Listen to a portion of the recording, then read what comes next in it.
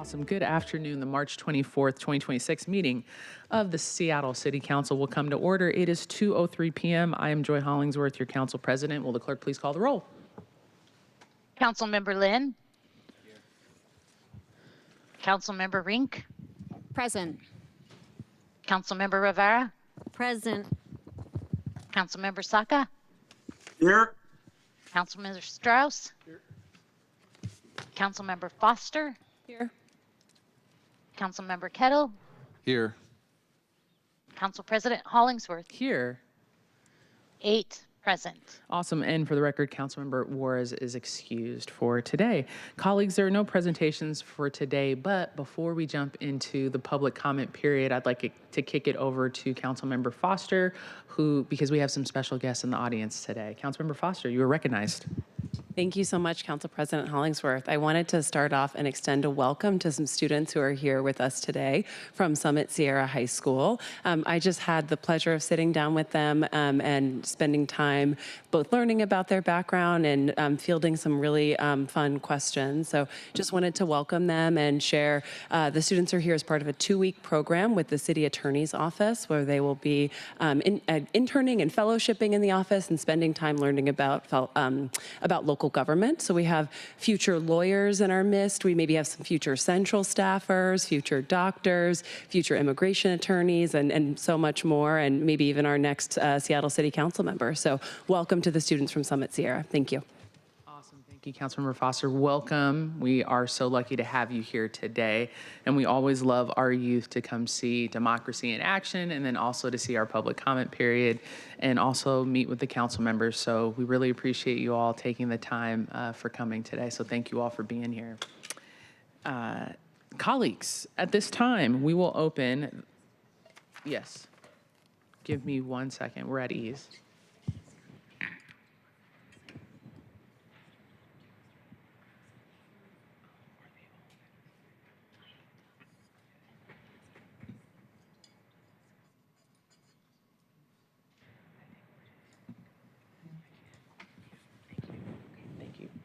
We'll manage it. Okay, awesome. Colleagues, at this time, we're going to open the hybrid public comment period. Public comment is limited to items on today's agenda. The introduction and referral calendar and council's work program. Clerk, how many speakers do we have signed up? So far, we have 18. And in person? We have 11 in person, and now we have 8 in person. Sorry, 8 remote, 11 in person. Okay, that's 18, so that's fewer than 30, and that is 2 minutes per speaker.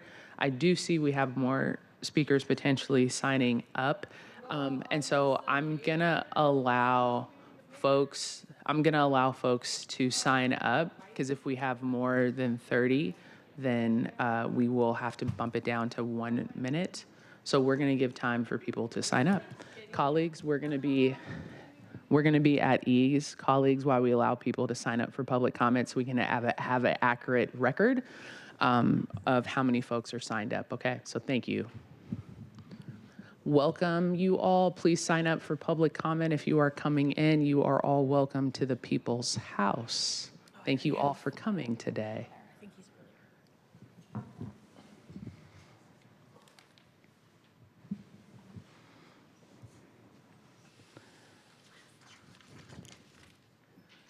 Thank you all for coming.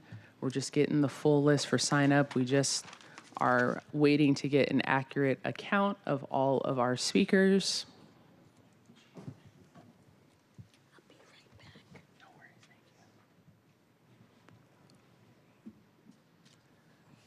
thank you. Thank you everyone for your patience as we're just waiting to get all of our speakers, our public commenters. Thank you. Thank you all for being here as well. Welcome. It's good to see you.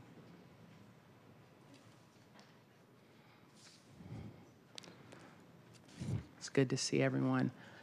We'll just wait till we get an accurate account. Usually, when I am out in the community, I say it's good to see you.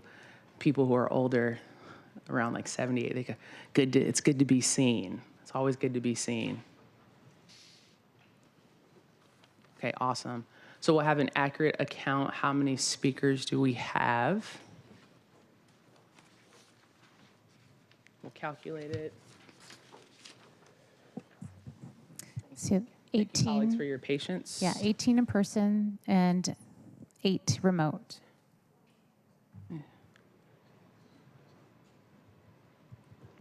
So 26 total?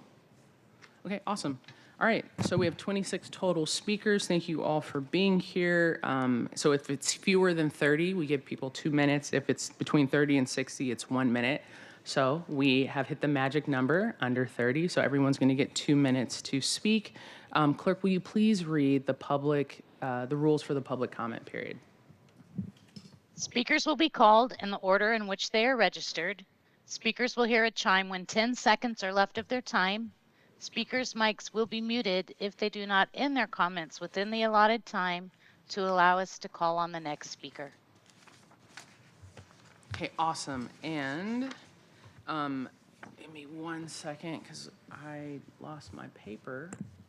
Is it this one first? Okay, awesome.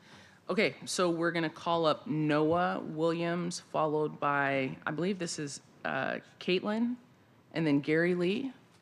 And before we start, I just want to thank everyone for coming. This is a quick reminder that we all are going to remain respectful. There's going to be a lot of people that are going to have different comments raining on different subjects here today, from transportation to public safety to ICE to all different stuff. So just want to make sure that we are all courteous of people who are coming here as public commenters, because everyone took off time today to come down here to speak as well. So thank you so much. Noah, you were up first. Welcome. Good to see you. Thank you, Council President Hollingsworth. Speak right into the mic, and we'll reset your time just so you can speak into the mic. All right, go ahead.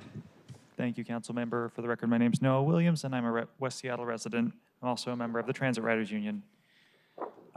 Unfortunately, my message today pertains to everything on this council's agenda here and going forward, and it is an issue of being blocked.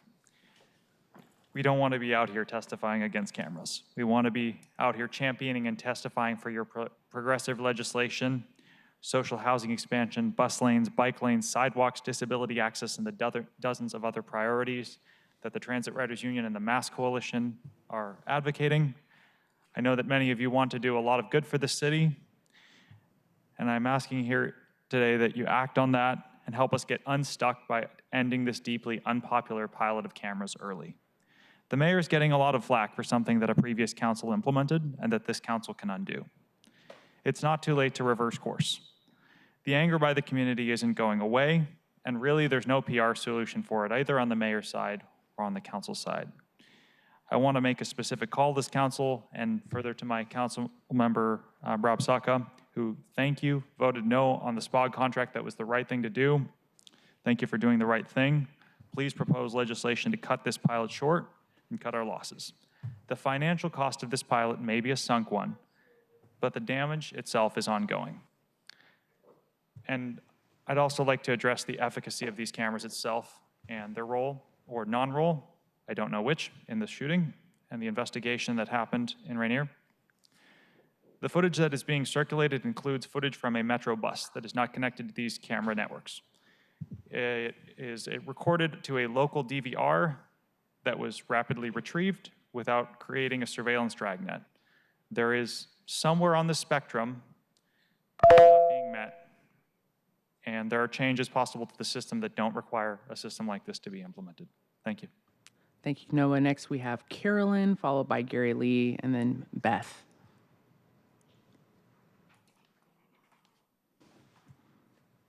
Hello, Ms. Malone. Welcome. Take your time. You're all good. I have something for you. Thank you. Okay, I'm Carolyn Malone, 910 Marion.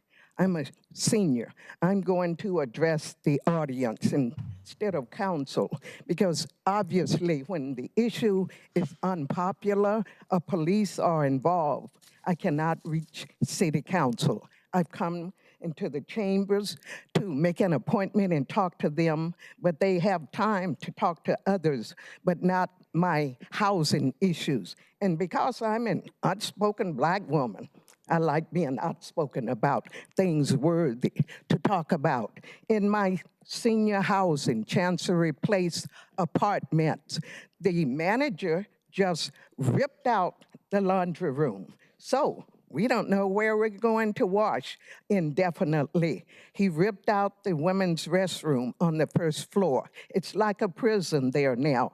The ping pong table was removed. Asians were using that each day. The television, the remote control has been hidden. And just constant things are taken away. And whenever I speak out, then I get a notice about pay up or you're evicted. On February 18th, I was in King County Superior Court defending my right to remain in my housing of almost 7 years. The judge saw the scam, sham, fraud in it and dismissed the case. And the next day, the manager retaliated by telling me pay up or move out. So I have a complaint before Seattle Office of Civil Rights and other agencies. I follow the right processes. I get no action. So I'll keep coming out and speaking about what's going on. And security also. I'm treated as a pariah when I protest in the building. Alex. Thank you, Ms. Malone.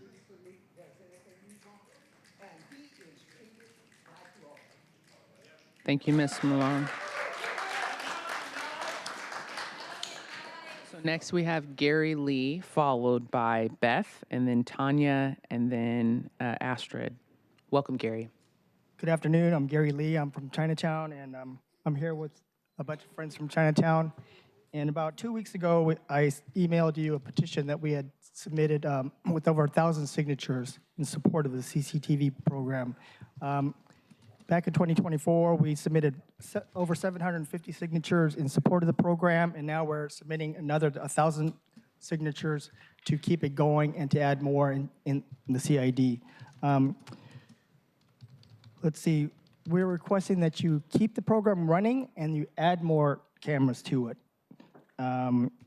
The program was put in place to protect the community and the residences there and to prevent crime.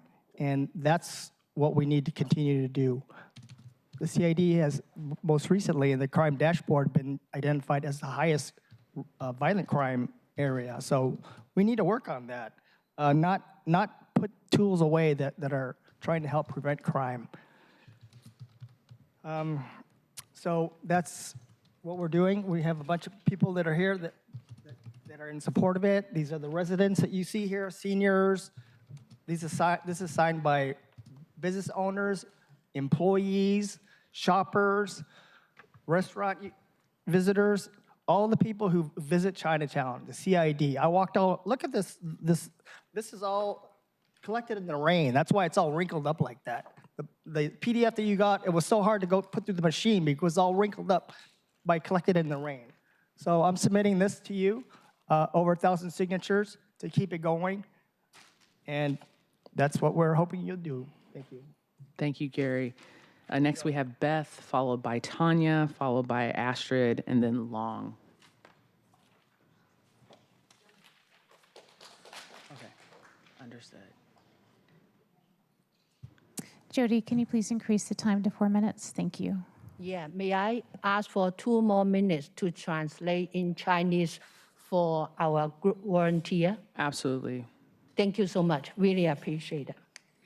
Good afternoon, ladies and gentlemen. Just pause for the record. I'm sorry. For the record, just so everyone knows, it is policy that when we're doing translation that we add an extra additional 2 minutes for speakers. So I just wanted to be clear on that. So anyone else said, can I have an extra 2 minutes? It's for us to translation. So thank you so much. Thank you. Good afternoon, ladies and gentlemen. I'm Beth, a community volunteer and a Public Safety Council member of Chinatown International District, CID. We have 1,032 supporting signatures to retain the CCTV for long term in our community. Those signatures are from the 9 low-income affordable building residents and more than 100 business organization employees, managers, business owners, community members, and leaders. Public safety concern is the top priority in CID community as we're facing the homeless crisis, shelter crisis, crime crisis for years. In May 2025, SPD launched a pilot real-time crime center, RTCC, an evidence-based approach that uses technology to reduce crime and community harm. The rule says disclosure or immigrating for enforcement purpose is prohibited by law and policy. Without the CCTV evidence would allow the perpetrator to be arrested quickly. We are all frustrated, sad, feel no future. Safety concern led to a significant drop in customers, and everyone is taking precautions to avoid being a victim. According to the police data, the use of high-tech CCTV increased the speed of solving cases by 3 times than the traditional way. Actually, we demand more cameras in high-risk and dark locations. The 1,032 signatures are the public opinion and the will of the CID community, urging our mayor and the city leaders to listen. If you have another way to reduce crimes, please also use the CCTV RTCC technology for double security, which would be high efficiency, and there is no good reason to remove it or cancel it. Thank you very much. 各位下午好，我係叫 Beth， 係社區義工，我亦都係唐人街國際區公共安全會成員。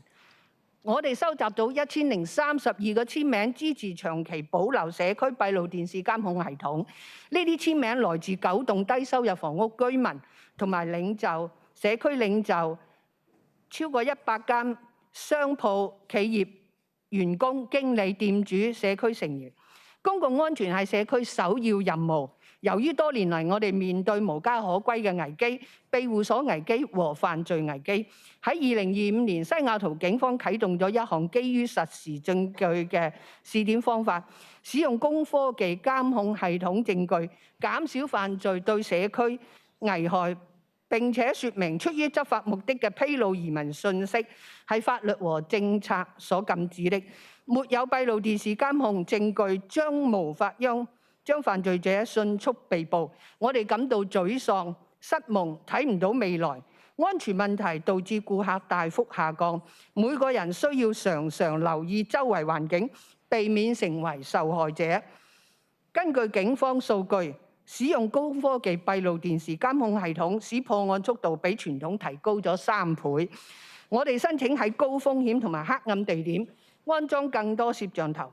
呢1032個簽名係超過嘅，係唐人街國際區嘅公眾意見同埋意願，敦促市長同埋市領導聆聽民意。如果有其他方法減少罪案，請保持使用閉路電視監控系統，以實現雙重保障。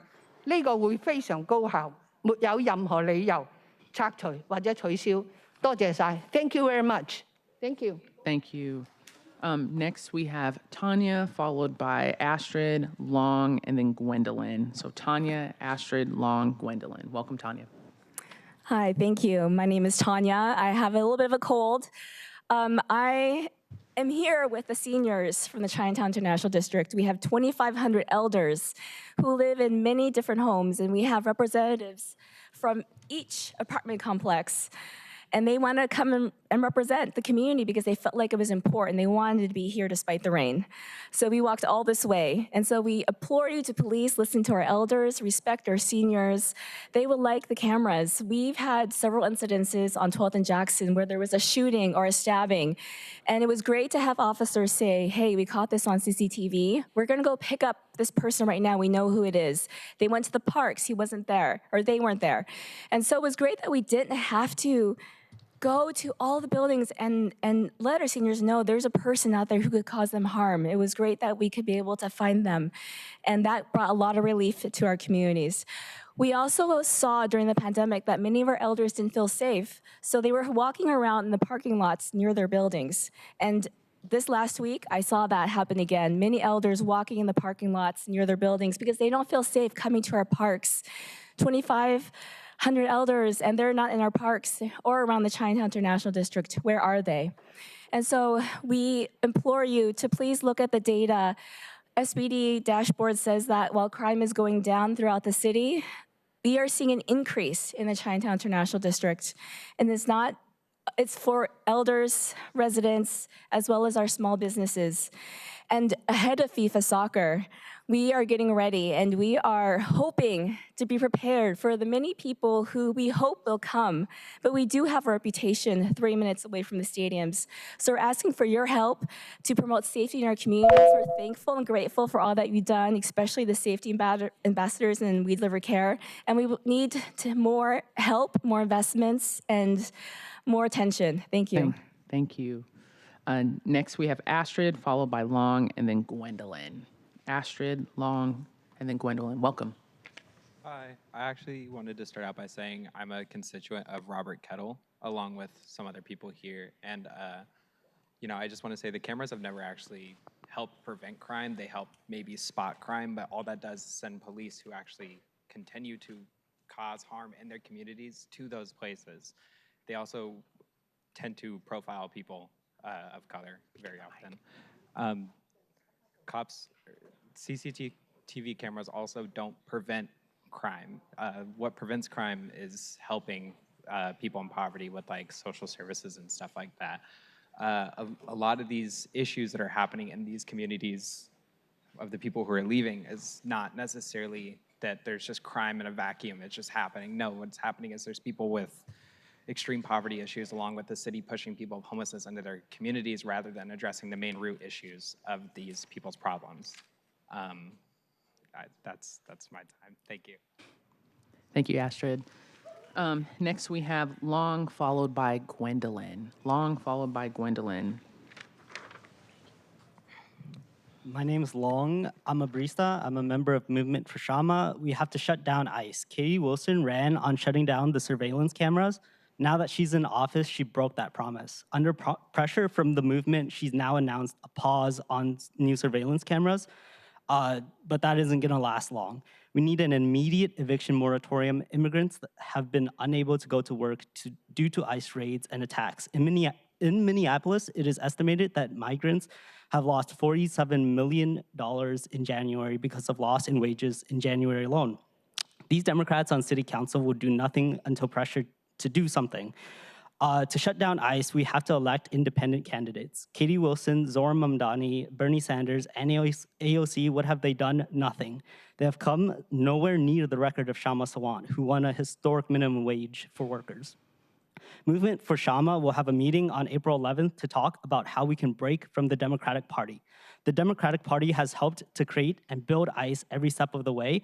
We will also be building neighborhood action groups with the power to throw out pro-ICE Democrats. Every one of these council members that support ICE needs to be thrown out. They will not abolish ICE. We need a new party for the working class. Stop the deportations! Shut down ICE! Stop the deportations! Shut down ICE! Stop the deportations! Shut down ICE! Next, we have Gwendolyn, followed by Howard Gale, and then Jason Thiel. Welcome, Gwendolyn. The American Civil Liberties Union themselves have shown that surveillance cameras don't help solve crimes. They cite sources including the words of actual police chiefs in this. At the same time, it's been proven that ICE can use these types of surveillance systems to monitor and target people even when not granted explicit access through side door and backdoor loopholes. That's why we need these surveillance systems shut down. At the same time, we also need municipal IDs so that immigrants can access essential services without the fear of triggering federal surveillance systems. And we need to take this temporary moratorium on ICE facilities that's been passed and make that into a permanent ban. That, 1 year is not enough. ICE is not going to become magically some wholesome, cuddly organization a year from today. That needs to be a permanent ban as a concrete step towards shutting down ICE across the country. City Hall has the power to do these things today. And we're tired of City Hall dragging their feet on the bare minimum. We demand much, much more. Everyone who's here is someone who's here because we were able to take off work to be here. I go around the city every day. People are angry about ICE. People are ready for it to end. And if we don't get these demands met, we're gonna escalate the movement until we get those demands met. And we need to fight for much more than just the bare minimum. We should take the demands from the Minneapolis street movement, like the call for an eviction moratorium in the city until ICE is out of Seattle. Immigrants are losing money left and right due to fears of ICE because they can't go to their jobs, they're losing income in the middle of a cost of living crisis. We should have an eviction moratorium in the city until ICE is out. This is in all workers' interests to fight for and win. When immigrant rights are under attack, what do we do? Stand up, fight back! When a surveillance state goes on the attack, what do we do? Stand up, fight back! What do we do? Stand up, fight back! What do we do? Stand up, fight back! Solidarity. Next, we have Howard Gale, followed by Jason, followed by M. Smith, then Summer Miller, Jim Barnes, and then I'll figure out this last name. I'm sorry. Good afternoon, Howard Gale. At council meeting last Tuesday and again just yesterday at Seattle City Channel, Councilmember Kettle made aspirational claims that are simply not rooted in actual law, executive order, policy, or SPD directive. I guess I should be flattered that you have confused my constant repetition of some of the demands of the 36th District Democrats with actuality. You said regarding SPD directive, not law or policy, that when confronted with people engaging in detentions or possible kidnappings, quote, confirming that it is a federal law enforcement officer is absolutely needed for SPD to do that. Yet the only existing directives, not policy or law, states an officer will attempt to validate the status when safe and feasible, leaving SPD officers who have expressed their unwillingness to do this via overwhelmingly electing a new SPOG president against such policies leaves far too much discretion. You said regarding SPD directive, not law or policy, that when confronted with people engaging in detentions or kidnappings, it is absolutely needed for SPD to do that, to confirm that as part of that process, they get a basic understanding of the probable cause that was behind the arrest, unquote. Yet the only existing directives regarding that do not exist at all, period. What is wholly absent from these directives are directing SPD officers to obtain evidence of judicial warrants and probable cause, for having SPD officers intervene when proper law enforcement credentials are not provided, SPD officers to aid private property owners in preventing warrantless access, and SPD officers to prioritize protecting people from Fourth Amendment violations as opposed to protecting people from protesters, supposedly. Again, these are things that have been done in other cities. Mayor Wu recently said calling 911 is an appropriate response for warrantless entry of private homes, and that the Boston Police Department shall employ de-escalation tactics in such situations and deny access to city buildings Thank you, Mr. and property Gale. for purposes. Thank you, Mr. Gale. For some reason, we are not. Thank you, Mr. Gale. Next, we have Jason, followed by M, Summer, Miller, then Jim Barnes. And then it's number 18 on here, and I think it's a M-I-L-L. Okay, it's you. Okay, I got you. How do I say your name? Michael, sorry. Oh, it's Michael. Okay, I got you. That's my bad. I got you, Michael. You're number 18. Okay, so Jason, M, Summer, Jim, and Michael. Go ahead, Jason. Welcome. Yeah, my name is Jason Thiel. I'm a member of Labor Militant and Movement for Shama. After months of protests around the country and here in Seattle, multiple murders by ICE agents, and thousands deported, all the Democrats in this city council could do is pass a one-year ban on detention centers. What the fuck? People have been speaking at these meetings for months about the need for real action against ICE. That is just fucking not enough. This one-year ban was only won under that pressure, but it's totally inadequate. That ban needs to be permanent. ICE isn't going to, as Gwen said, ICE isn't going to be our friend in a year. They will still be terrorizing immigrants and brutalizing our neighbors. We need even more than a permanent ban. I mean, banning the detention centers should be the first step. We need a municipal ID system so that immigrants can access public services without triggering ICE. We need to stop ICE surveillance. Katie Wilson promised to shut down the surveillance cameras that are being used by ICE, even without the city's permission. Instead, she's gone back on that promise. Katie Wilson calls herself a socialist, but she is just another Democrat. She has paused the expansion, but that is also totally inadequate. We're also demanding an immediate eviction moratorium. Immigrants are losing income from fear of going to work amidst an ongoing cost of living crisis for all working people. These are things that could build real pressure against Trump and the right wing to stop the deportations here in Seattle and around the country. Seattle also supposedly has sanctuary city laws against ICE, but the chief of the police union has said SPD is not going to follow those laws. If the city council and Katie Wilson are not going to force SPD to follow the law, then working people should have community control of the police. We should have an elected group of workers with the ability to hire and fire police officers who break the law. The Democrats here are not friends of working people. Joy Hollingsworth, the council president, attacked the minimum wage a couple years ago to try and create a permanent sub-minimum wage for the lowest paid workers in this city. The Democratic Party as a whole created, funded, and expanded ICE. We will only win these demands if we build a working class movement independent of the Democrats. We need to defeat pro-ICE Democrats like Adam Smith and start electing independent socialists like Shama Sawant. We need a new party for working people. Stop the deportation! Shut down ICE! Stop the deportation! Shut down ICE! Solidarity. Thank you, Jason. Next, we have M, followed by Summer, Jim, and then Michael. And then on the next page, we have Nathan Wall and Miss Yvette Dinish, and then we're going to jump to online. Welcome, M. Hi, my name's M. Smith. I'm a member of Labor Militant. We need real action against ICE. The Democrats have completely failed to act. Katie Wilson has gone back on her promise to shut down the surveillance cameras, which ICE is using. This is documented. But it's not just the surveillance cameras. The Democrats have done virtually nothing. They passed a one-year ban on ICE detention centers in Seattle. What happens after a year? ICE isn't going to change in a year. We need a permanent ban. There's any number of things that the Democrats on this council could be doing. You could be shutting down the surveillance cameras. You could be putting the cameras under Democratic community control. You could be creating municipal IDs that are available to undocumented immigrants. Other cities have done that. There's no excuse not to do it. You could be passing community control of the police to give an elected board the power to fire cops who are breaking the law, which they've said they're doing. They said that they are not following the executive order that was passed to not cooperate with ICE. We could be firing pro-ICE cops who are actively breaking the law by cooperating with ICE. The Democrats aren't doing that. We could pass a permanent ban on detention centers. We could pass an eviction moratorium. We need action, but the Democrats aren't going to do this by themselves. And I want to talk to those in the room who have spoken, who are concerned about crime in the community. How do we solve crime?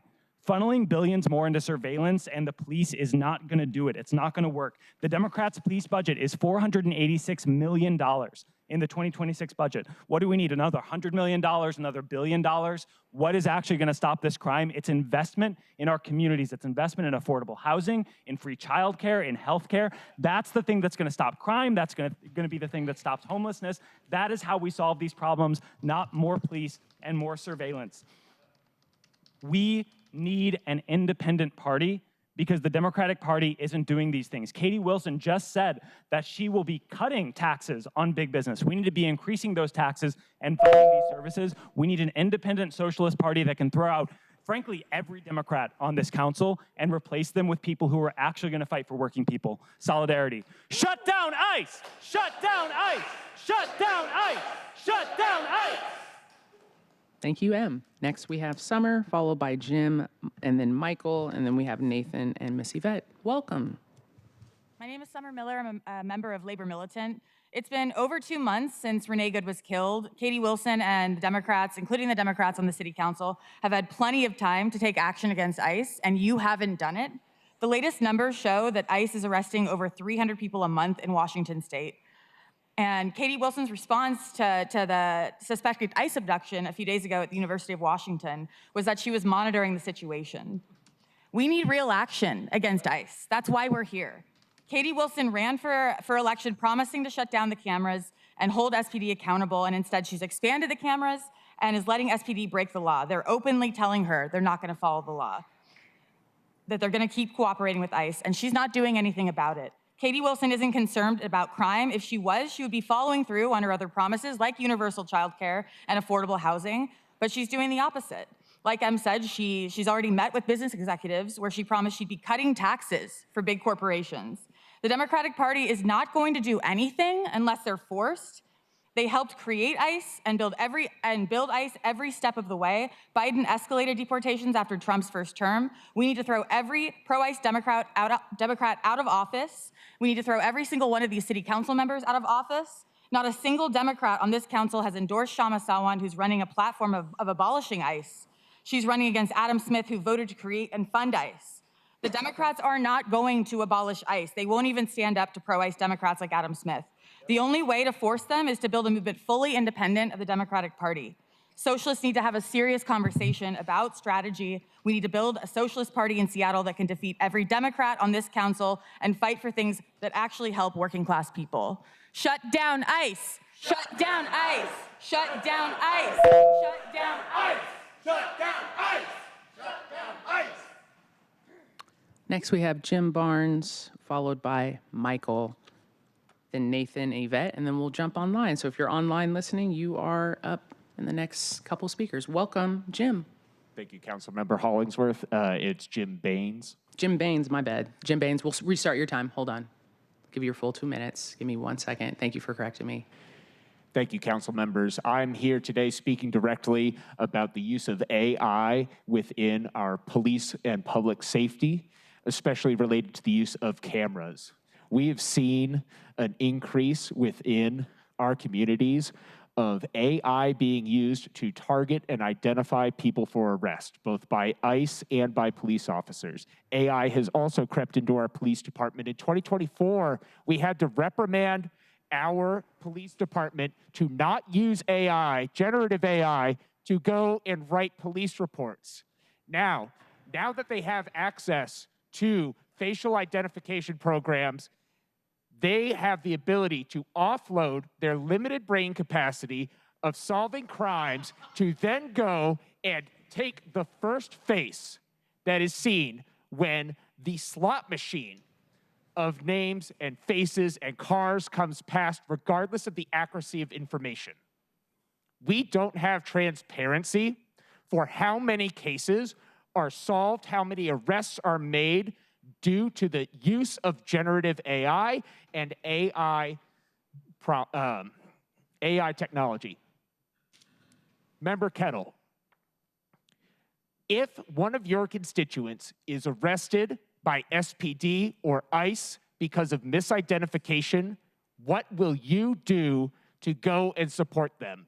If they are held in jail for a prolonged period of time, they are at risk of losing their house, their job, their cars, their livelihoods. Will you support them? Or are you going to go sweep them off the streets when the World Cup comes? That way we could go and have a palatable city for the globe. This money that we're spending could be used in many other social programs, but we refuse to. I call on us to divest from Axon Systems entirely and end all pilot programs for AI use. Thank you, Jim. Michael, you are next. Welcome, my friend. And next we have Nathan, followed by Yvette Dinish. Thank you, City Council, for letting us come speak today. I'm from the U District thing. I was there that day when ICE.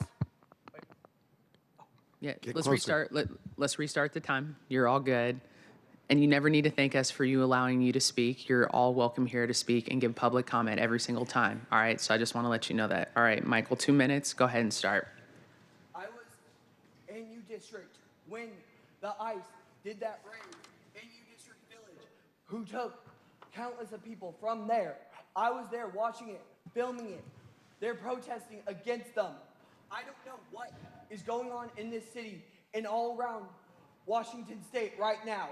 I don't know what all ICE is doing right now, but with these AI leading cameras and all of this, it's not just our police using them, it's ICE. And some of our police are even supporting ICE with what they're doing. We need that thing, what other people have been saying here, with a party who can fire and hire police officers for our city, because that will keep us safe with people who we trust actually in office. Because Katie, she came on and said she's going to help stop ICE in Seattle, but she has taken back on that word countless of times. And also, I'm all fed up because there's been many reports about those ICE and those cameras all around Seattle saying they're not doing anything to stop crime. Maybe they're helping a couple here and there, but it's real policing what's really doing something. We need police who will support us, who will help us, who will watch over us, because we are the ones who they need. Bring the power back to the people, not to the government, and bring the power back to the working class. No justice, no peace. No racist police. No justice, no peace. No racist police. ICE out of Seattle. ICE out of Seattle. ICE out of Seattle. ICE out of Seattle.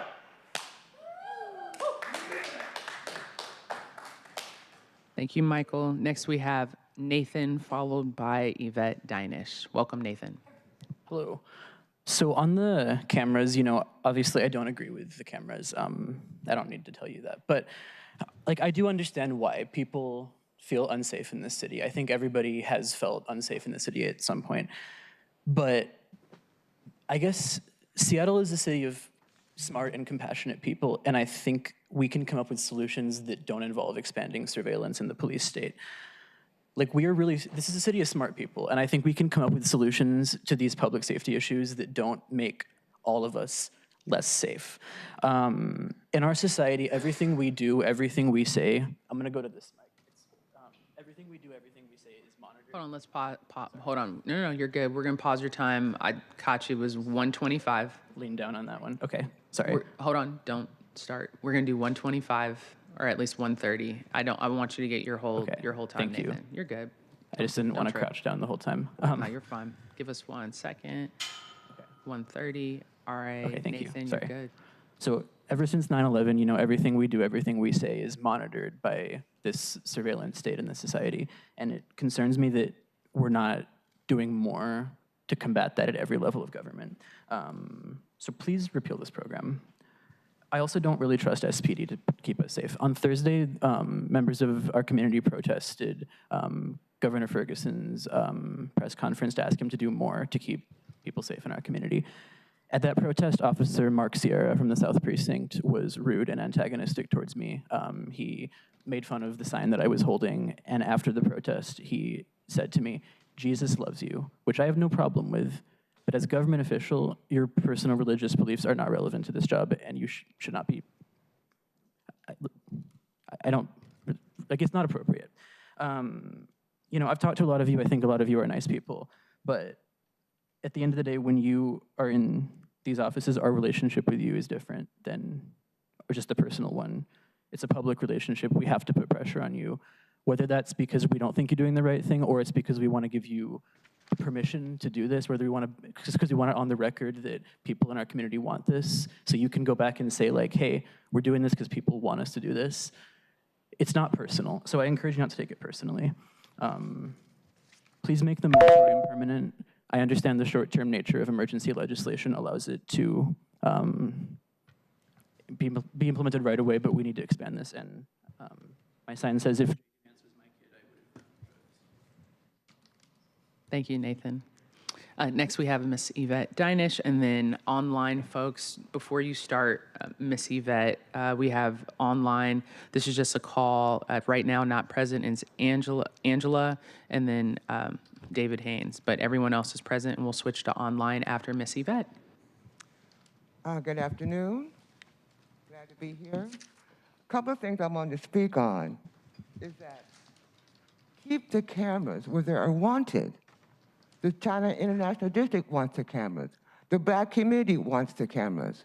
Let them have the cameras that they're asking for, because we don't feel protected. And also, the mayor is dismissive of our concerns regarding these cameras because we've been asking for this, and it still not has happened as far as having the cameras there. And keep in mind, people, public is public. It's not your living room.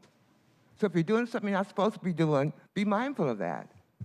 And also, in order to counteract ICE activity, all of you who are always anti-ICE, which I am, but show up at schools, show up at your workplaces, show up at your churches in force, gathering to protect our community members from ICE's presence. And keep in mind that the cameras work both ways. ICE may be spying on us, but we're spying on them as well. And then lastly, where is it? Oh. I don't appreciate the thinly veiled campaign signs that are showing up for Sawant. She had her turn. I voted for her the first time. I won't do it again. Fool me once, shame on me. Fool me twice, shame on her. And then why is she attacking the Democrats? It's the Republicans that, excuse me, fucking things up. She's right to be scared of them because they are vicious in and how they retaliate. And again, show up at our schools to help to protect them, and keep in mind that it's not about the left wing, not about the right wing. It takes two wings to fly. Thank you. Thank you, Miss Yvette.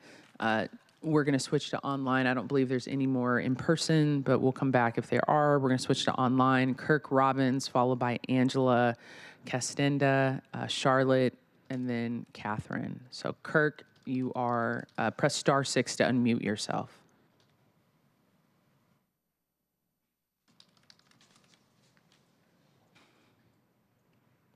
We see you're online, Kirk. Go ahead and press *6. *6.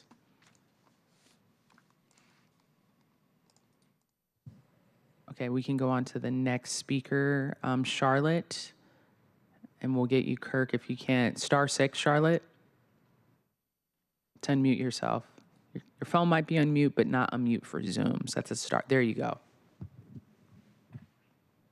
Thank you, Madam President, members of the council. It is 428 days since the president took office and 82 days since Mayor Katie Wilson took office. 4 hours ago, the Public Safety Committee unanimously approved Councilmember Rink's Council Bill 121-179, expanding the 60-day suspension authority held by the mayor and police chief to automatic license plate readers on SPD vehicles. The suspension is required when the city or vendors receive a warrant, subpoena, or court order in a federal civil immigration matter. This bill expands requirements to reproductive or gender-affirming care matters, and when the mayor and police chief have determined that footage potentially will be or actually is being used for civil immigration, reproductive health, or gender-affirming care enforcement purposes. In my opinion, the threat that ALPR and CCTV footage might be used for nefarious purposes has existed since 9 a.m. on January 20th, 2025, and it will continue constantly until 9 a.m. on January 20th, 2029. In my opinion, the 60-day period should be longer. It took the council 66 days from inauguration to pass a temporary detention center moratorium. It may well take longer than that for this council to react and respond sufficiently if a federal incursion happens. And it's important to note again, the disregard for this administration that this administration has for the rule of law and the judiciary in general. I hope that in the week ahead, an amendment can be brought forward to extend that period to meet the bureaucratic reality, whether 120 days or something, whatever. Councilmember Rink, thank you for this bill. Thank you for doing something. This bill is an important step to better position our city to protect our neighbors, many of whom were forced to relocate from elsewhere in the United States as the rights of women and trans people are shredded and warning signs of a genocide against trans people raised near daily. You as our local elected officials are our last line of defense. You have a duty to protect us. I urge you to pass the bill. Thank you, Charlotte. Next, we have Catherine, followed by Harper, and you're going to go press *6, Catherine, to unmute yourself. *6, and we can see when you're unmuted. You're unmuted. Go right ahead. Good afternoon, council members. My name is Catherine Van Henley, and I serve as the program manager for the Digital Equity Learning Network. We're a coalition of community-based organizations, public agencies, and anchor institutions who are all advancing digital equity across Seattle and King County. I'm here today to encourage the council to continue prioritizing efforts that close the digital divide as you consider the Comcast cable franchise. We've made meaningful progress as a city, but we know that access alone is not enough. Many residents still face barriers to affordable internet, reliable devices, and the digital skills they need to fully participate in today's economy, education, healthcare, and democracy. At DELN, I work closely with organizations who are on the ground. They are trusted members who are helping the community navigate everything from setting up home internet for seniors who might have to be reapplying to jobs, to people accessing healthcare, and to, say, immigrants supporting their children's education. What we consistently hear is that the need remains high and in many cases is still growing. The Comcast franchise presents an important opportunity to build on Seattle's leadership in digital equity. We encourage the city to continue investing in community-based solutions, supporting digital navigator programs, and ensuring that resources reach those most impacted by the digital divide. Digital access is not a luxury, it is an essential infrastructure. and sustained commitment from the city will be critical to ensuring that all Seattle residents can fully participate and thrive.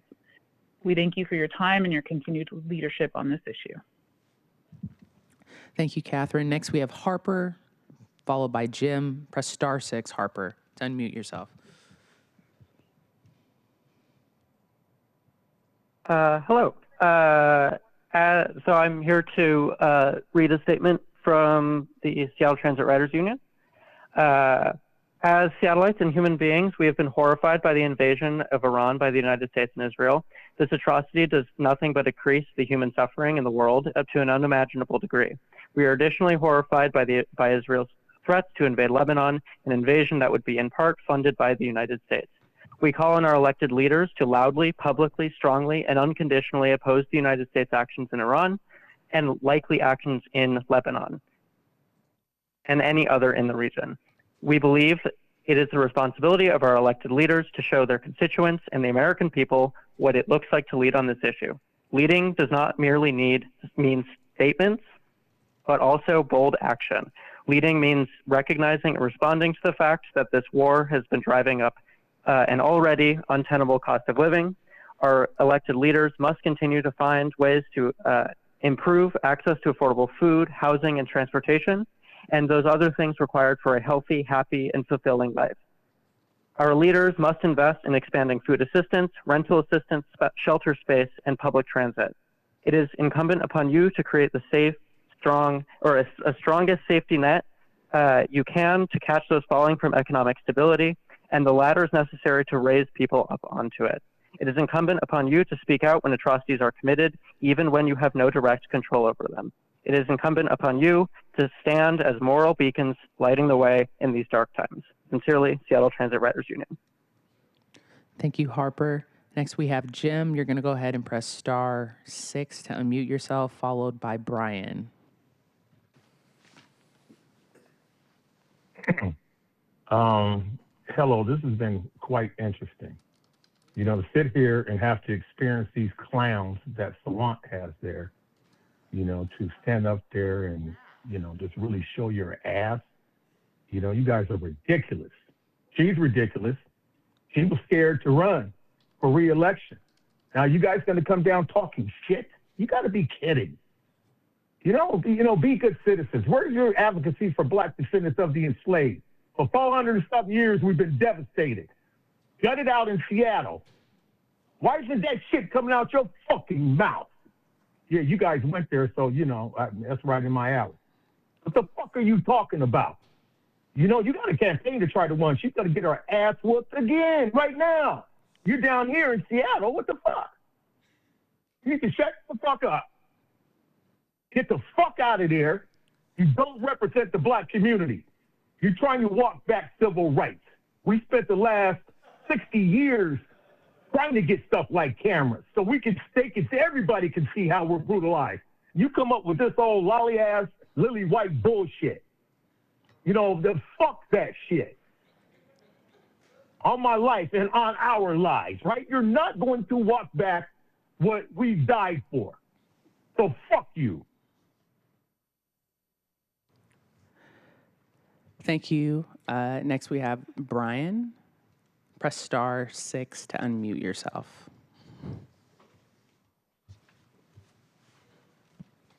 Good afternoon, council members. My name is Brian McRae, and I'm the managing director of Perscola Seattle and a member of the Digital Equity Learning Network. I want to thank you for providing this platform. For nearly 30 years nationally and 5 years right here in downtown Seattle, Perscola has been on a mission to advance economic equity. We provide high growth, tuition-free technical training to individuals 18 years of age and higher with at least a GED who have the talent but lack the access to the tech community. In Seattle, we serve a diverse community of adult learners, women, people of color, those that are underemployed, veterans, LGBTQ, those from income-restricted households by equipping them with tuition-free full-time training and certifications in in-demand tech fields such as IT support, cybersecurity, and cloud computing. We aren't just a school, we are a bridge to the tech workforce. With the support of wraparound services partners like Seattle Jobs Initiative, Dress for Success Seattle, and Asian Counseling Referral Service, we have a graduation rate of over 85%, and our alumni see a threefold increase in their pre-training wages. And 80% of our graduates secure a job within a year, mainly through our professional development training and our work with employer partners across the area. For every dollar invested in our program yields an $8 return back to the local economy. While we are incredibly grateful for the recent $45,000 digital equity grant from the city, as well as support from Comcast, the demand for our services far outpaces our current capacity. We are operating out of a single classroom in Belltown, and by 2030, our plan is to train 300 area residents annually. However, to bridge this digital divide and ensure Seattle's tech growth is inclusive and available to everyone, Perscolas, in addition to training programs similar to ours, need deeper public investment. We are looking for partners in the City Council to help us expand our footprint so that zip codes no longer determine a person's economic destiny. We believe that talent is ubiquitous, but the opportunity is not. With your support, we can shore up the future of Seattle's tech industry. Thank you, Brian.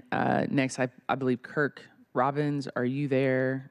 Star6, followed by Angela, you're not present, and David Haynes are the last speakers online. Kirk, Star6, we see you. Star6, unmute yourself.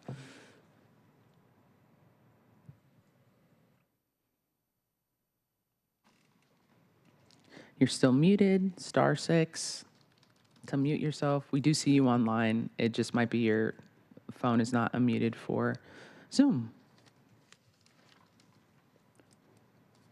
And I don't see Angela or David Haynes. They're not present. Okay, we're going to switch to our online or to our in-person speakers. We have last two, Bennett and Anita. So Bennett, welcome, and then Anita, welcome. You raised your hand. Yeah. Okay, Bennett. Bennett, you walked all the way around like that instead of walking that way. I'm just playing. Come on, you're good. Come on, Bennett, you're good. It's okay. I observed that. Go ahead. All right. Thank you. Good afternoon, Council. As you know, I am against the surveillance technology. I will say that I don't consider myself dogmatically against it. And, you know, I'm interested in weighing the arguments from both sides. There have been a couple times my car's gotten broken into before. The first thing I did was go to the businesses that were right where it was parked and be like, do you have cameras? Do you have like some camera footage so I can see who did this? I mean, does that make me a hypocrite that I don't want other people to necessarily have the same options? And, you know, I was at a rally for the two students who were killed down outside Rainier Beach High School. There were students there and adults there saying, you know, we want more surveillance. We want to have the ability to catch the people who did this. So I think people understand that, you know, surveillance technology, like everything, it has benefits, but those benefits have to be weighed against the downsides. And as the system stands now, there's still nothing stopping the Trump administration and ICE from subpoenaing the surveillance footage. We understand only one employee in the Real-Time Crime Center has access to the footage. That prevents, at most, internal abuses by SPD, which is a real problem, but that's still one person that the government can subpoena. We understand it'll be deleted after 5 days, but that still is a window of time for them to subpoena the footage. We understand you have an off-ramp to shut it down if you receive requests from ICE, but that still means they will be able to get in at least once to get the footage. And as Councilmember Kettle said at the time, you know, we don't use facial recognition tech on the footage. That's banned in the city of Seattle. But immediately after he said that, Councilmember Rink pointed out that once the government receives the video footage, they can apply their own facial recognition tech to it, and there's nothing we can do about it. So with all due respect to the people from the community who showed up here today to support it, and also, you know, that guy on the phone call, you know, he's not the first person to say, you know, our community wants this, but that has to be weighed against the downsides. I yield my time to the Skull people. Thank you, Bennett. Next, we have Anita.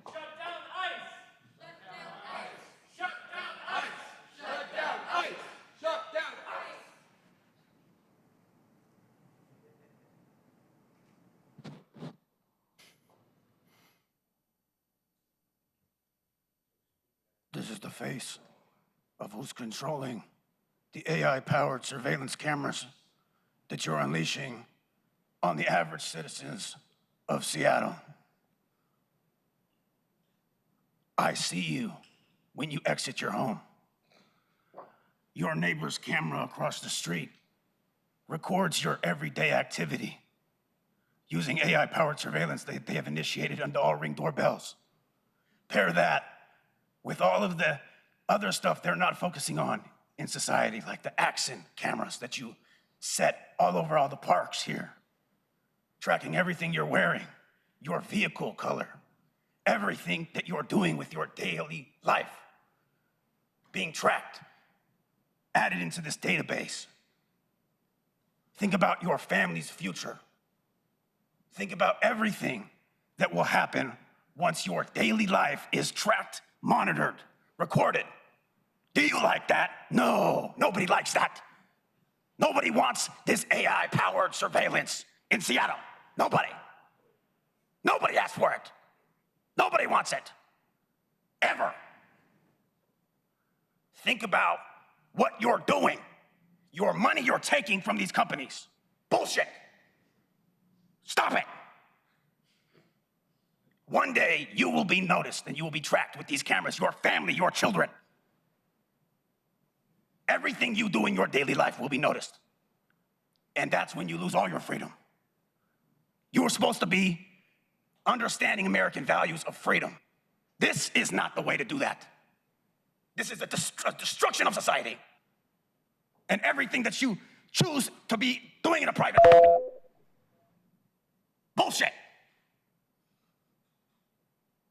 You specifically.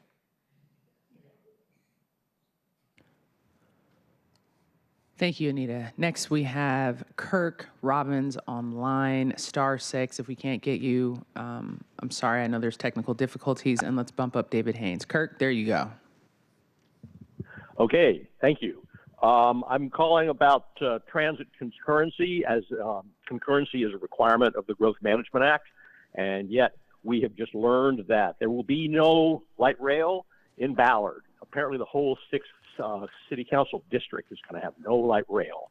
The Transit Riders Union is more interested in wars and cameras than it is in transit, which is a bad sign for the future of this neighborhood. I don't know how much transit use was factored in to the comprehensive plan. As far as that, we've always thought that it might go into the late 30s or early 40s before we get it. But are you going to have to go back and check the comprehensive plan, and especially for the Ballard area and the Interbay area, as to how much transit you planned on and how much you're going to get? And does that invalidate the whole thing? A shout out to Congressman Smith for not sending his campaign shills to disrupt and waste your time. I think the policy on cameras ought to have something to do with what the neighborhoods are saying, rather than a citywide ideological overreaction to things. But I think it's more important that you stand together, trying to get for us what we agreed to pay for, and what we are certainly being charged for, which is transit in our neighborhood. And, you know, when they get them to ask the questions that Councilmember Strauss has requested that they ask about ridership, if a transit system that ignores ridership is one that is doomed. And I'm sorry that all this is coming to you on such short notice. Obviously, the Transit Riders Union ought to consider this issue. But anyway, thank you. Thank you, Kirk. Final speaker, we have David Haynes. Press *6 to unmute yourself. Hi, thank you, David Haynes. Seattle values sometimes devalues innocent values. We got opening day for the Mariners coming up this week, folks, and it's still too unsafe for my employees to set up my business because we got all these scaremongers about surveillance cameras. And it turns out it's a majority of the LGBTQ community who is advocating for other people's kids to have sex changes. And I'm a little confused about the amendment Councilmember Rink introduced in the Public Safety Committee that she's not a member of, regarding taking the license plate readers away for 60 days. Is that how it's going to work? Or is it just specifically, I mean, I don't get that. If you're like trying to find some people who stole a car and the cops seem to do a license plate reader because somebody has a protest by like a sex change like organization that all of a sudden all the cameras get taken away. Is that what y'all are doing? Anyway, Shama Sawant should be fined, and her campaign staff and operatives should be banned, barred, and browbeat with a Roberts Rule enforcement. And the Transit Riders Union should focus on the public safety and efficiencies that we're being denied. We still cannot even get on the bus between Pine and Pike, and yet nobody wants to address the fact that the cops and the transit security and the private security and the bus drivers refuse to work together to trespass and clear and literally ticket all of these like drug addicts in and around the bus stop. It's a living hell. And when the police chief did a favor to the Downtown Community Council and the Chamber of Commerce big buildings, he put fences around all these evil areas. Instead of dealing with those criminals, he dispersed them to Belltown and Chinatown. Nobody can get to and from because of the amount of evil that's conducting an uncivil war on the community, and the police chief is focusing on an easier payday and overtime. Thank you. So there's no one else signed up. We have reached the end of the list of registered speakers. I want to thank everyone for coming to public comment today. Folks that send us emails, folks that see us on the bus or walking on the street, for all your comments today as well. So just want to thank you all. And we are now going to move to our items of business. If there is no objection, the introduction referral calendar will be adopted. Do you all hear me right now? Hearing no objection, the introduction referral calendar is adopted. If there is no objection, the agenda will be adopted. Hearing no objection, the agenda is adopted. We will now consider the proposed consent calendar. Items on the consent calendar. The minutes of March 17th, 2026. Council Bill 121182, payment of the bills. Are there any items council members would like to remove from today's consent calendar? Hearing none, I move to adopt the consent calendar. Is there a second? Second. Awesome. There is a second. It's been moved and second to adopt the consent calendar. Will the clerk please call the roll on the adoption of the consent calendar? Councilmember Lynn? Yes. Councilmember Rink? Yes. Councilmember Rivera? Aye. Councilmember Saka? Hey. Councilmember Strauss? Aye. Councilmember Foster? Yes. Councilmember Kettle? Aye. Council President Hollingsworth? Yes. 8 in favor, none opposed. Good. Consent items, calendar items are adopted. Will the clerk please affix my signature in the minutes, my signature to the minutes and the legislation on the consent calendar on my behalf. Next, we're going to get into committees. Will the clerk please read item number 1 into the record? The report of the Governance and Utilities Committee, Agenda Item 1, Council Bill 121-163, relating to cable television, authorizing the mayor or the mayor's designee to execute an amendment to the cable television franchise agreement with Comcast Cable Communications Management, LLC, authorized by Ordinance 124-957. The committee recommends the bill pass. Awesome, thank you. As chair of the committee, colleagues, I'm going to provide the committee report. On March 12th meeting, we voted to recommend the passage of a 7-year Comcast franchise agreement. This ordinance would allow the city of Seattle to pursue another 7-year contract with Comcast to provide cable services to the city. The franchise ends January 20th, 2033.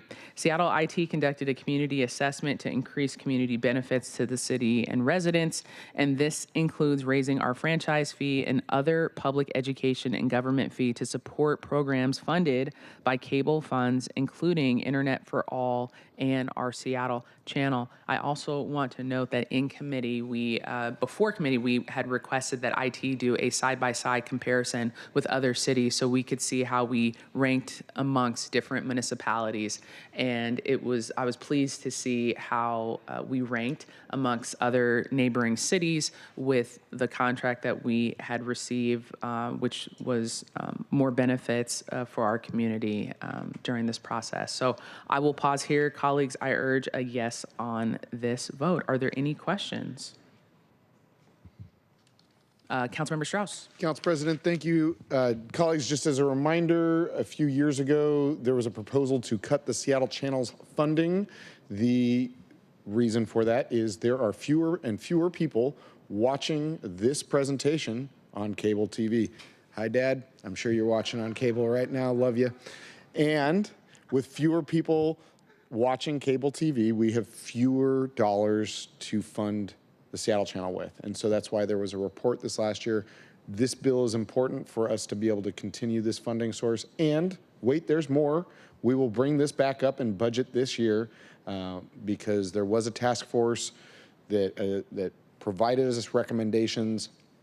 One of those recommendations was for it to be wholly contained within the library system and the library levy. We are all under the understanding that that might not be totally possible, and we are still committed to preserving the Seattle Channel. So all of that context, thank you for this bill and helping to fund the Seattle Channel. And quite honestly, Comcast was able to provide the equity access for all that they do not necessarily provide in other places any longer. So thank you for continuing to do that work here in the city of Seattle. Thank you, Council President. Thank you, Councilmember Strauss. And hello, Mr. Strauss, who's watching right now. Are there any other final comments? Will the clerk please call the roll on the passage of the bill? Councilmember Lynn? Yes. Councilmember Rink? Yes. Councilmember Rivera? Aye. Councilmember Saka? Aye. Councilmember Strauss? Aye. Councilmember Foster? Yes. Councilmember Kettle? Aye. Council President Hollingsworth? Yes. 8 in favor, none opposed. Passes. Chair will sign it. Will the clerk please affix my signature to the legislation on my behalf? Clerk, will you please read item number 2 into the agenda? Thank you. The report of the Land Use and Sustainability Committee, Agenda Item 2, Council Bill 121-152, related to floodplains, adopting permanent regulations consistent with the Federal Emergency Management Agency regulations. The committee recommends the bill passes amended. Awesome. Councilmember Lynn, as chair of the committee, you're recognized to provide the committee report. Thank you, President. This legislation is necessary to comply with updated FEMA floodplain maps and regulations. It has been an extensive 6-year-long process with 10 interim extensions of interim regulations, and we out of committee approved recommendation of the permanent regulations. And just want to point out that SDCI has done a great job of engaging with affected parties, including Port of Seattle, industrial maritime property owners, waterfront pier owners over the many years. And there were some questions and comments at one recent committee meeting, but those were addressed subsequently. And so would love your support to approve these final FEMA floodplain regulations. Awesome. Thank you, Councilmember Lynn, and thank you for your work on this. Are there any other comments? Awesome. All right. Will the clerk please call the roll for the passage of the bill? Councilmember Lynn? Yes. Councilmember Rink? Yes. Councilmember Rivera? Aye. Councilmember Saka? Councilmember Strauss? Aye. Councilmember Foster? Yes. Councilmember Kettle? Aye. Council President Hollingsworth? Yes. 8 in favor, none opposed. Bill passes. The chair will sign it. Will the clerk please affix my signature on my behalf? Colleagues, there were no items removed from the consent calendar, and there's not a resolution for introduction and adoption today. And I do believe Councilmember Saka has other business as well. So Councilmember Saka, you are recognized. Thank you, Madam Council President. All right. Hopefully a little good news and something to unite and sort of rally around. But just wanted to share, colleagues and members of the public, our effort as a city to bring back our Sonics once and for all. So Seattle's identity as a basketball city is deeply rooted, as we all know, in the legacy of the Seattle Supersonics. Public support for the NBA's return remains very strong.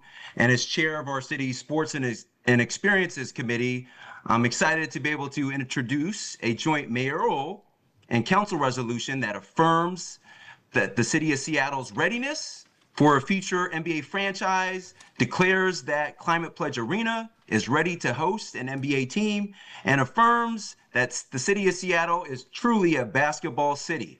Colleagues, you each should have received a copy of this resolution and the corresponding summary and fiscal note, a hard copy at the dais with you today. But bottom line, this resolution affirms a commitment to honoring Seattle's rich basketball history while building a brand new era of professional basketball for men and alongside our women alike in our city. So would like to thank Council President Hollingsworth for co-sponsoring this legislation with me, and especially want to thank Mayor Wilson, everyone in her office for their partnership in this. This is one of those pieces of council legislation, a resolution that is signed in concurrence with the mayor. And also should note that the continued success of the Seattle Storm, four-time WNBA champion Seattle Storm, I should note, two-time Super Bowl champion Seattle Seahawks, and world-class contending Mariners and other major league teams demonstrates that our city is a city where professional sports thrive. Our local community has a history of supporting semi-professional teams as well. In my own council district, we have at least two semi-professional soccer teams, the West Seattle Roadies FC and the Junction FC. Each play in front of very passionate, engaged crowds, and I know there are two great semi-pro teams in Ballard as well on the soccer front. But again, as chair of the council committee that oversees the Seattle Center, I know firsthand that Climate Pledge Arena is truly a world-class, state-of-the-art facility specifically designed to not only meet but exceed standards for both NHL, the WNBA, in addition to NCAA and NBA usage. So lease terms explicitly require ongoing efforts to secure an NBA team. Our city has upheld its commitment. Now it's time to reaffirm that. And it's not just about a team, it's about a long-term community investment. I know colleagues, as we learned in the news, the Prospective Ownership Group for a new NBA franchise in Seattle, led by Samantha Holloway, and their new One Roof Sports and Entertainment entity structure. They're doing their part. Now it's time for our city to step up and act, so we're doing our part too. That's why, in addition to this legislation, we're announcing, you might have saw the mayor's press release a moment ago, but proud to share that we're going to convene a community conversation next week at our STEPS meeting on Thursday, April 2nd at 9:30 a.m. And again, our STEPS meeting, we're going to host a Sonics Readiness Roundtable, where we'll hear directly from a panel of experts and leaders, including participants from the Seattle Sports Commission, Sonics fans groups, the mayor's office, and others. So my goal is in sponsoring this resolution and roundtables, to send a very clear and compelling signal that the NBA that Seattle stands ready to rejoin the league, and grateful for the partnership, again, received from the mayor's office, council president for co-sponsoring, and let's bring our Sonics back. Let's go get them. Thank you, Councilmember Saka, and for your leadership on this. I believe Councilmember Kettle has a comment. Councilmember Kettle. Thank you, Council President. I just wanted to back up our colleague, Councilmember Saka, and unfortunately I don't have a hat to match in his remarks. As I've said previously, we are a sports town, full stop. You know, we see this across the board. We see this with our Storm, four-time champions. We see this with, our new Torrent, coming on board, breaking attendance records in their first home game. It's unbelievable. And then you throw on top our run in ALCS with the Mariners, and of course, what we see in other sports, but with the Super Bowl champions Seahawks, it's incredible.